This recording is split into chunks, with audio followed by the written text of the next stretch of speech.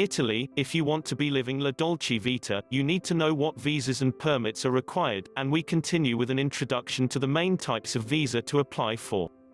In part 1 of this series, Italy, visas and permits required, living La Dolce Vita, we highlighted 2 key factors that you must determine from the very outset.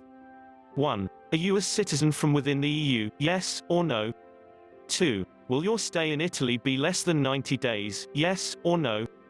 You must also be clear on the type of documentation you require in this whole process. For example, to enter Italy, you require a visa. To stay in Italy, you require a permit. So let's now focus on step 2. Entry into Italy. Here are those types of visa to apply for, which are dependent on your personal circumstances and reasons for wanting to live in Italy. 1. Elective residency visa. Referred to locally as the visto per residenza selettiva o dimora, this visa is for foreigners, non-EU nationals, who can afford to live in Italy without having to work. Sometimes referred to as the retirement visa, this is ideal for retired expats who want to move to Italy on a permanent basis, and who also receive an income from a pension or retirement plan. The one downside to this is that this visa doesn't let you work while in Italy. However, whilst this restriction probably refers to working as an employee, for example as a waiter or as an engineer, if you run an online business from your laptop computer, you might want to get clarity on where you stand. To get your elective residency visa, you must arrange to visit the Italian consulate or embassy in your home country, so ensure you make arrangements to do this as soon as possible in your overall application process.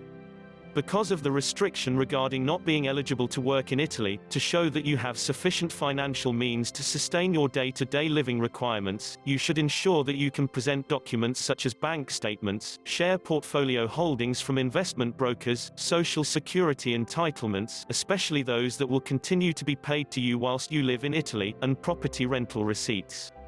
This proof of your annual income will be required for each adult member of your family.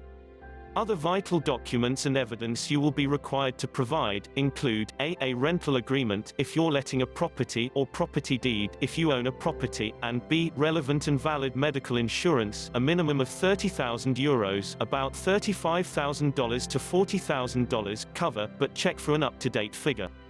C. A letter providing the reasons for your stay in Italy, such as the duration of your stay, where you'll be living, and the names of everyone traveling with you, including your children. D. All marriage and birth certificates. Note, you will also require these documents when you apply for the permit to stay, being covered later. After 5 years, you can then apply for the EC residence permit, which we'll also cover later. 2. The family visa, visto per coesione familiare. This visa is for a family that enters and leaves the country together, and staying in Italy for more than 3 months, so, typically, it would be parents with young children. Together with your other paperwork, you will have to carry and provide documents such as birth and marriage certificates for each family member. 3. The student visa, visto per studio. This visa is applicable for students enrolled in a university in Italy or a foreign university located in Italy. Surprisingly, language schools do not apply. Otherwise, obtaining the visa is reasonably straightforward. 4. The working visa.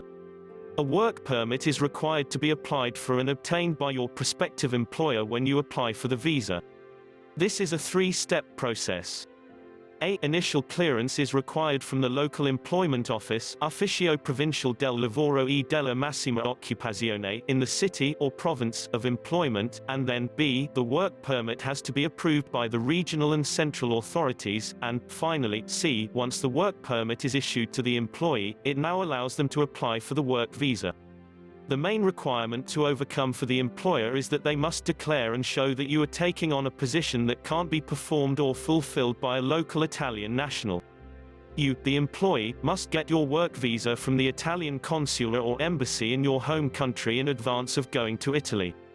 Note that a written job offer or an employment contract is not sufficient to qualify as evidence to work in Italy. With your visas, and also, don't forget to make sure your passport is valid, in place, the next phase of staying in Italy legally is to obtain your permit to stay, permesso di soggiorno. And that is what you'll find out about in the next video, part 3 of 4, where the focus will be on applying to live in Italy on a permanent basis, and the steps required to be taken to achieve that. Until then, ciao for now.